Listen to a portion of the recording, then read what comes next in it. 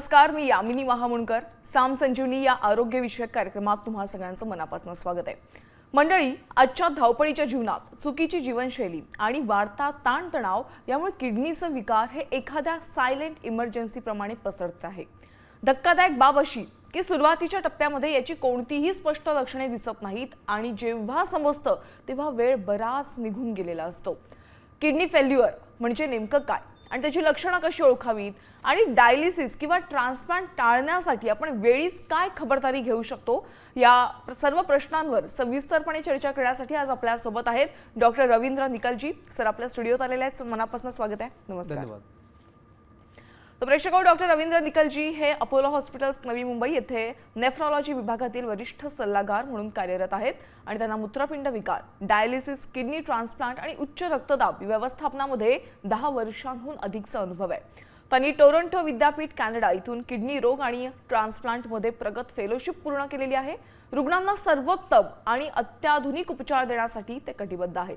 तर मंडळी, किडनीच्या आजारासंदर्भात तुम्हाला काहीही प्रश्न असतील तर तुम्ही या लाईव्ह कार्यक्रमात थेट डॉक्टरांशी संवाद साधू शकता आणि तुमचे प्रश्न विचारू शकता. आणि त्याकरता स्क्रीनवर दिलेल्या 022-41010-610 या स्टुडिओ क्रमांकावर लगेचच कॉल करा. तर म्हणजे विषयाला सुरुवात करूया. तर सुरुवातीला अगदी बेसिक प्रश्नच विचारायचा आहे की किडनी फेल्युअरला सायलेंट इमर्जन्सी नेमकं का म्हणतात? सो नॉर्मली काय होतं की आपले जे किडनीचे आजार आहेत किंवा किडनीचे विकार आहेत, तुम्ही जसं आधी म्हणाला तसं सुरुवातीचे टप्पे म्हणजे या किडनीच्या आजाराचे 5 टप्पे आहेत आणि सुरुवातीचे पहिले 3 ते 4 टप्पे जोपर्यंत तुमचं किडनी फंक्शन 70 ते 80% कमी होत नाही आहे तोपर्यंत सुरुवातीची काहीच लक्षणं आढळून येत नाहीत.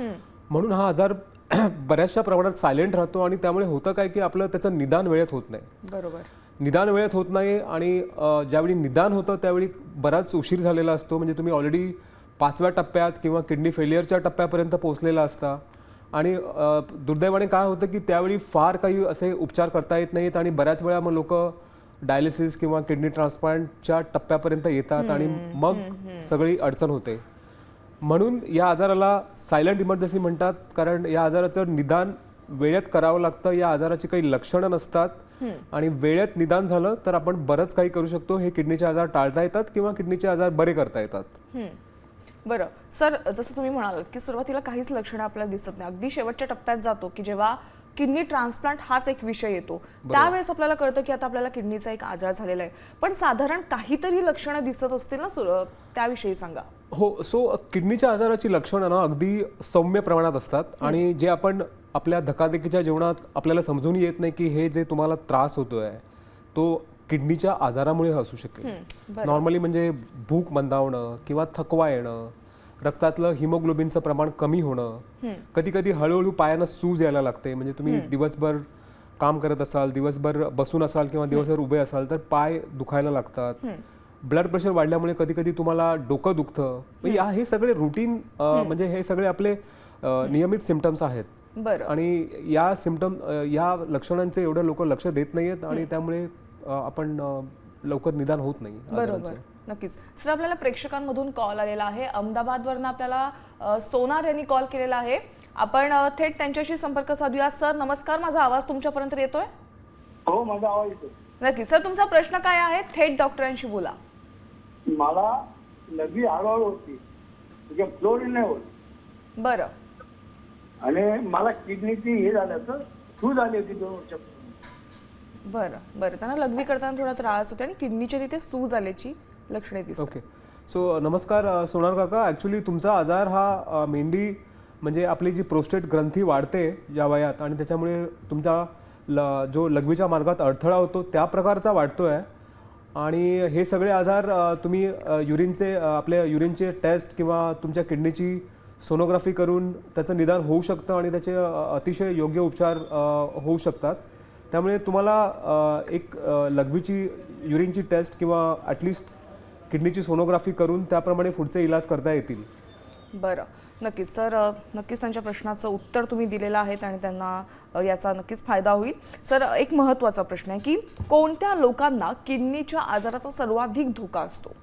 नाही, जसं आपण म्हटलं की आता बिकॉज किडनीचे आजार is like a silent emergency, त्यामुळे लवकर निदान होण्यासाठी आपण स्क्रीनिंग म्हणतो त्याला, ते स्क्रीनिंग होणं गरजेचं असतं. आणि स्क्रीनिंग म्हणजे ज्या लोकांना या किडनीच्या आजारांचा धोका सगळ्यात जास्त आहेत अशी लोक म्हणजे एक ज्यांना बऱ्याच वर्षापासून मधुमेहाचा आजार आहे किंवा त्यांचा मधुमेह कंट्रोलमध्ये मधुमेहाचं प्रमाण कंट्रोलमध्ये नाही आहे, ज्यांना उच्च रक्तदाब किंवा हायपरटेन्शन आहे बरेच वर्षापासून आणि ते खूप नियंत्रित किंवा त्याच्यामध्ये कंट्रोल नाही आहे. दुसरं ज्यांच्या घरात त्यांच्या कुटुंबियांना इतर कुटुंबियांना किडनीचे आजार आहेत, असे काही किडनीचे इनहेरिटेड आजार आहेत, अतिलठ्ठपणा किंवा ओबेसिटी, वेदनाशामक औषधांचं अति प्रमाणात सेवन डॉक्टरांच्या सल्ल्याशिवाय किंवा किडनीचे मूतखडा ज्यांना लघवीमध्ये वारंवार इन्फेक्शन आहे. सर हे सगळे या सगळ्या लोकांमध्ये किडनीच्या आजाराचं प्रमाण वाढतं आणि या लोकांनी वेळेतच लक्षणं यायच्या आधी टेस्ट करून घेऊन त्याचं निदान करणं गरजेचं आहे.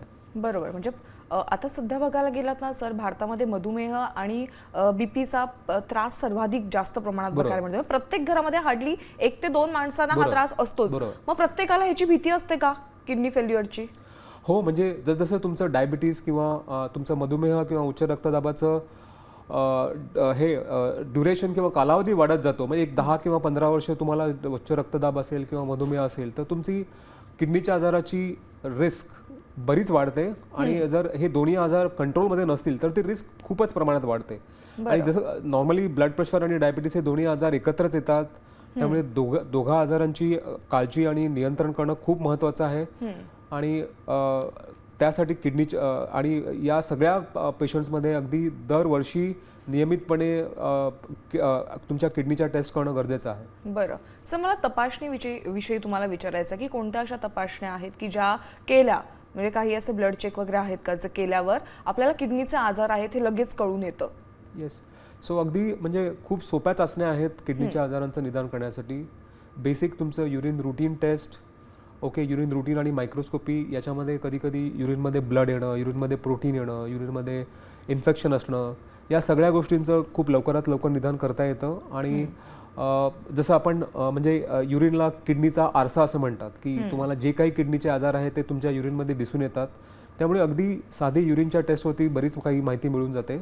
आणि दुसरी सगळ्यात महत्त्वाची ब्लड टेस्ट म्हणजे रक्तामध्ये सिरम क्रिएटिन नावाची जी ब्लड टेस्ट आहे, ज्याच्यामुळे तुमच्या दोन्ही किडनींचं मिळून एकत्रित किडनी फंक्शन किती आहे त्याचा अंदाज येतो आणि त्याप्रमाणे तुमच्या किडनीचे टप्पे किंवा किडनीला किती डॅमेज झाला आहे त्या प्रमाणात त्याचं निदान करता येतं. बरं सर, सध्या बघायला गेलात तर सायन्सने खूप चांगली प्रगती केलेली आहे, मोठ्या प्रमाणात प्रगती केलेली आहे. म्हणजे पूर्वी जिथे टाका आपल्याला लावायला लागायचा तिथे आता अनेक रोबोटिक पद्धती देखील आलेल्या आहेत. तर या किडनी फेल्युअर झालं असेल तर आता सध्या आधुनिक उपचार पद्धती अशा कोणत्या आलेल्या आहेत आणि यावर कोणते उपचार सध्याच्या घडीला मुंबईमध्ये किंवा अपोलो हॉस्पिटल्समध्ये उपलब्ध आहेत? नाही, म्हणजे सगळ्यात महत्त्वाचं म्हणजे आम्ही पहिली गोष्ट किडनीचे आजार टाळण्यासाठी किंवा किडनीचे आजार अगदी डायलिसिस किंवा किडनी ट्रान्सप्लांटच्या स्टेजमध्ये जाऊ नये यासाठी बरीच नवीन आणि चांगल्या प्रमाणात चांगल्या प्रकारची औषधं अवेलेबल आहेत. जसं तुमचं डायबिटीस आहे, आता किडनीचे ज्या किडनीचे आजार होण्याची मेन कारणं आहेत ब्लड प्रेशर किंवा डायबिटीस आपल्या ह्याच्यात. त्याच्यामध्ये डायबिटीससाठी जसं डॅपॅग्लिफ्लोझोन नावाचं एक औषध आहे ज्याच्यामुळे तुमचं डायबिटीस ॲज वेल एज तुमच्या किडनी प्रोटेक्ट होतात. किंवा एक फिनरेनोन नावाचं एक नवीन औषध आहे ज्याच्यामुळे तुमचे ब्लड प्रेशर, किडनीचे आजार, हार्टचे आजार टाळता येतात. आता अगदी तुम्ही ऐकलं असेल की लठ्ठपणासाठी लोक सेमाग्लुटाईड किंवा मॉन्जारो नावाचं इंजेक्शन घेत आहेत, जे केवळ कॉस्मेटिक कारणासाठी किंवा वेट लॉससाठी आहेत, पण या औषधांचे किडनीवरती पण अतिशय चांगले परिणाम दिसून आलेले आहेत. त्यामुळे ज्या लोकांना डायबिटीस आहे, ज्या लोकांचं वजन जास्त आहे, ज्या लोकांना किडनीचे आजार आहेत, हार्ट आणि हृदयाचे आजार आहेत, या लोकांसाठी आता बरीच अशी औषधं अवेलेबल आहेत की ज्याच्यामुळे आपण किडनीचे आजार टाळू शकतो, डायलिसिस टाळू शकतो आणि किडनी ट्रान्सप्लांटची गरज टाळू शकतो. बरोबर. त्यामुळे अगदी डायग्नोसिस झाल्यापासून ट्रीटमेंटसाठी खूप चांगले ऑप्शन्स आहेत. आणि अगदी दुर्दैवाने तुम्हाला जर आजाराचं निदान उशिरा झालं किंवा तुम्हाला डायलिसिस किंवा किडनी ट्रान्सप्लांटची गरज लागली तर आमच्याकडे म्हणजे अपोलो हॉस्पिटलमध्ये सगळ्या प्रकारचे डायलिसिस, रक्ताचे डायलिसिस किंवा पोटाचे डायलिसिस ज्याला आपण पेरिटोनियल डायलिसिस म्हणतो, अगदी लहानापासून मोठ्या माणसांपर्यंत आम्ही करतो. आणि त्याच्यामध्ये एक हिमोडायफिल्ट्रेशन नावाचं एक वेगळ्या प्रकारचं डायलिसिस होतं ज्याच्यामध्ये जे रेग्युलर डायलिसिसपेक्षा बेटर आहे तीही सुविधा आमच्याकडे उपलब्ध आहे.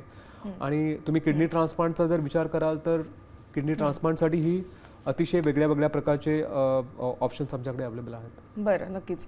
सर, आपल्याला प्रेक्षकांमधून कॉल आलेला आहे. लातूरवरून आपल्याला भागवत यांनी कॉल केला. सर नमस्कार, तुमचा प्रश्न काय आहे? हा मॅडम, मान दुखते माझी, मान. बरं, आणखीन? मान हॅलो, हा सर, बोला बोला. मानेचा त्रास आहे मॅडम. बरं, त्यांना मानेचा त्रास होतो असं ते म्हणतात. हो काका, नाही ॲक्च्युली मी किडनी स्पेशालिस्ट आहे आणि आजच्या आपल्या शोचा जो सब्जेक्ट आहे तो किडनीच्या आजाराशी संबंधित आहे. त्यामुळे तुम्हाला ॲक्च्युली हाडांच्या डॉक्टरांना भेटणं योग्य राहील. नक्कीच, बरोबर बोललात सर. तर प्रेक्षक हो, तुम्हाला समजा किडनी संदर्भात काही समस्या असतील, काही प्रश्न असतील, तर थेट तुम्ही कॉल करा आणि डॉक्टरांशी संवाद साधा. तर सर, तुम्ही जसं सांगितलं की अपोलो हॉस्पिटल्समध्ये सध्या आधुनिक उपचार पद्धती आलेल्या आहेत, वेगवेगळ्या प्रकारचे डायलिसिस देखील आलेले आहेत किडनीसाठी. तर एक महत्त्वाचा प्रश्न असा की किडनीचं आरोग्य, तुम्ही म्हणालात की किडनी ट्रान्सप्लांटची वेळच येऊ नये याच्यासाठी आधी तुम्ही उपचार घेता, पण सध्या बघायला गेलात तर कॉस्मेटिक इंजेक्शन्स जे आलेले आहेत त्याच्यामुळे किडनीवर बराच फरक पडतोय. लठ्ठपणा कमी करण्यासाठी जे इंजेक्शन्स आलेले आहेत त्यांचा किडनीवर परिणाम होतोय. हाच एक मला प्रश्न विचारायचा तुम्हाला की अनेकदा असं म्हणतात की पेनकिलर्स खाल्ल्याने देखील किडनी खराब होते, हे कितपत खरं आहे? हो, म्हणजे वेदनाशामक औषधांच्या अतिप्रमाणात वापरामुळे किंवा अतिसेवनामुळे किडनी फंक्शन हळूहळू खराब व्हायला लागतं. आणि बऱ्याच वेळा आपण म्हटलं की सिन्स हे सायलेंट इमर्जन्सी असल्यासारखं हे आजार अगेन सुरुवातीला कळत नाहीत.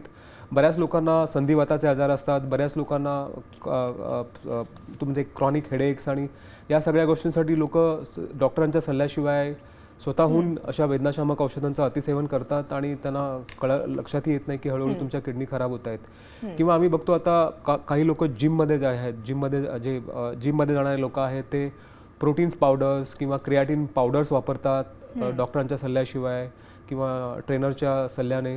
आणि अशा प्रोटीन पावडर, प्रोटीनचं अतिप्रमाणात सेवन केल्यामुळे किंवा क्रिएटिनसारख्या सप्लिमेंटचं प्रमाणात सेवन केल्यामुळेही काही पेशंटच्या किडनी हळूहळू खराब होतात. आम्ही आता खूप तरुण लोकांमध्ये हे आजार बघतोय. सो म्हणजे बऱ्याच काही गोष्टी आहेत, गांभीर्य वाढलंय, लोकांना तेवढी माहिती नाही आहे आणि लवकर निदान होत नाहीये. त्यामुळे कुठल्याही गोष्टी तुम्ही डॉक्टरांच्या सल्ल्याशिवाय करू नये, हे योग्य राहील. बरोबर आहे. सर, आपल्याला बोरिवलीवरून कॉल आलेला आहे. सुधीर यांनी कॉल केलाय. सर नमस्कार, तुमचा प्रश्न काय आहे? नमस्कार सर, तुमचा कार्यक्रम अतिशय सुंदर पद्धतीने चालू आहे आणि डॉक्टरांचे खूप खूप आभार. मला काही वर्षांपूर्वी किडनी मध्ये प्रोटीन लॉस चालू होता, सीकेडी. आता मी सीकेडी मध्ये आहे, पण बऱ्यापैकी आता क्रेडिन मध्ये जो आहे तो 0.12 वगैरे आता झालेला आहे, आता 3 महिन्यांपूर्वी. तो पूर्वी फार होता, पण मग मला डाएट काय करायला लागेल? मला डाएट चहा पिऊन मला चालतो का?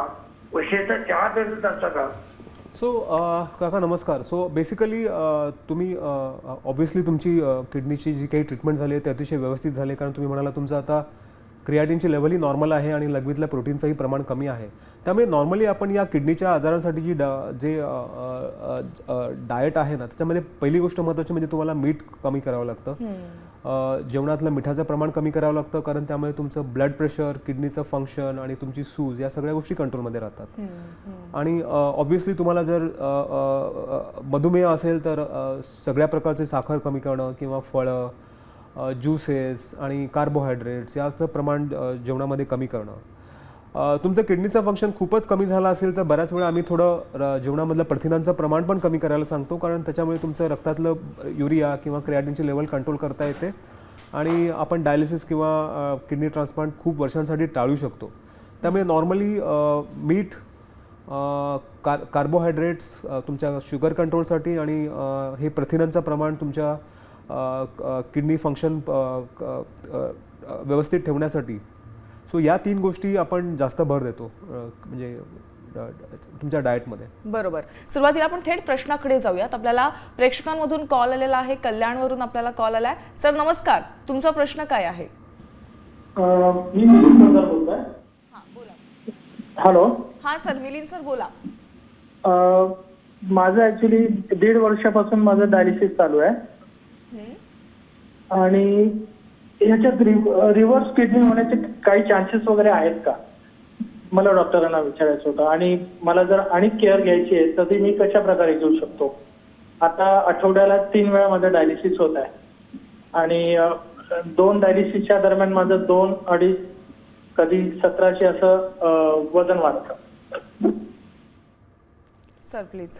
हो. सो नमस्कार. ॲक्च्युली तुमचं आता जर तुम्ही म्हणाला की अगदी 1.5 वर्षापासून डायलिसिस चालू आहे, त्यावेळी आपण डायलिसिस त्याचवेळी चालू करतो ज्यावेळी आपल्याला कळतं की तुमच्या किडनीचं काम अगदी शेवटच्या टप्प्यात आलं आहे किंवा किडनी फंक्शन खूप कमी झालं आहे आणि डायलिसिसशिवाय दुसरा पर्याय नाही आहे. सो ही गोष्ट लक्षात घेतली जाते. आणि दुसरी गोष्ट म्हणजे की या किडनी ज्या आहेत त्या तुमच्या त्या परत रिकवर होणार नाही आहेत किंवा हा क्रॉनिक आजार असेल किडनीचा जो परत नॉर्मली किंवा नॅचरली कुठल्याही औषधांना रिकवर होणार नाही. त्यामुळे या 2 गोष्टींची पूर्तता झाल्यावरतीच आपण डायलिसिस चालू करतो. त्यामुळे आता किडनीचं रिव्हर्सल किंवा किडनी फंक्शन नॉर्मल करणं आता कठीण नाही आहे. तुम्हाला किडनी फंक्शन नॉर्मल करण्यासाठी किडनीचं प्रत्यारोपण हा एकमेव उपाय आहे आता. आणि तुम्ही म्हणाला तुमचं डायलिसिस आठवड्यातून 3 वेळा चालू आहे, जे अतिशय योग्य प्रकारे चालू आहे. तुमचं जे वजन वाढतं आहे 2 डायलिसिसच्यामध्ये एक 1.7 किलो, हे काका तुम्ही जेवणातलं मिठाचं प्रमाण किंवा पाण्याचं प्रमाण कमी करून 2 डायलिसिसमध्ये किती वजन वाढतं आहे ते कंट्रोल करू शकता. आणि म्हणजे अगदी लोक डायलिसिस करूनही अगदी छान आयुष्य जगतात, सगळी कामं करू शकतात. त्यामुळे तुम्हाला शक्य असेल तर तुम्ही किडनी प्रत्यारोपणाचा विचार करावा आणि त्या दृष्टीने तुम्ही एकदम अगदी व्यवस्थित होऊन जाल. बरं, नक्कीच. माझ्या मते मिलिंद सरांचं प्रश्नाचं उत्तर तुम्ही दिलेलं आहे, त्यांचं निरसनही झालेलं असेल. मंगला चौधरी यांनी भांडूपवरून आपल्याला कॉल केला आहे. मंगलाताई, बरं, त्यांचा कॉलही कट झालेला आहे. आपण तोपर्यंत पुढील प्रश्नाकडे वळूया. सर, जसं आता सरांनी म्हणाले की त्यांचं डायलिसिस आता सध्या सुरू आहे, पण त्यांना रिव्हर्स नाही करू शकत, त्यांची किडनी ते पूर्ववत नाही आणू शकत.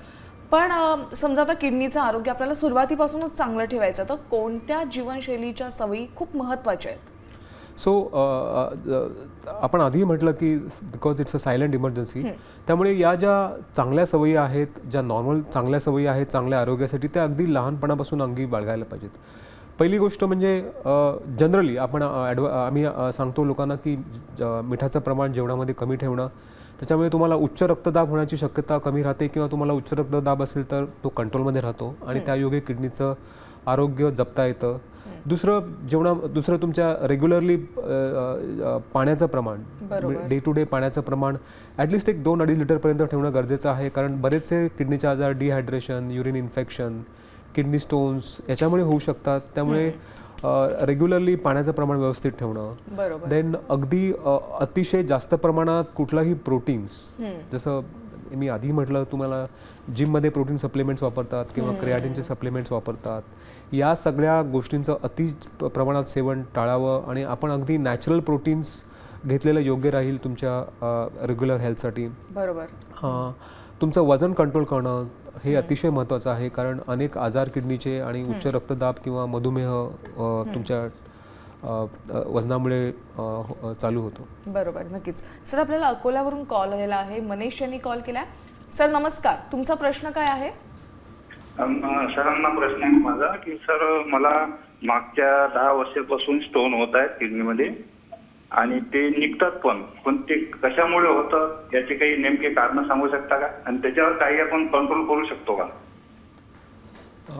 काका, आता म्हणजे हे किडनी स्टोन होणं म्हणजे तुम्हाला तुमचं कॅल्शियम मेटाबॉलिझमचा आजार आहे किंवा युरिक ॲसिड मेटाबॉलिझमचा आजार आहे. आणि नॉर्मली आपण काही लघवीच्या 24 तास लघवीच्या चाचण्या करून आणि तुमच्या काही रक्ताच्या चाचण्या करून, म्हणजे युरिक ॲसिड, पॅराथायरॉइड हॉर्मोन, तुमचं किडनी फंक्शन, या सगळ्या चाचण्या करून त्याचं निदान करता येतं आणि आपण ते त्याप्रकारे मग ते तुमच्या आहारामध्ये बदल करून किंवा तुम्हाला त्याच्यासाठी औषधं आहेत, तर हे सगळं व्यवस्थित निदान करता येतं. पण त्यासाठी तुम्हाला व्यवस्थित चाचण्या कराव्या लागतील आणि जवळच्या कुठल्याही चांगल्या किडनी तज्ज्ञांना भेटून हे सगळं करता येईल. बरं, नक्कीच. सर, आपल्याला भांडूपवरून मगाशी कॉल आलेला होता मंगला चौधरी, त्यांनी पुन्हा एकदा आपल्याला कॉल केलाय.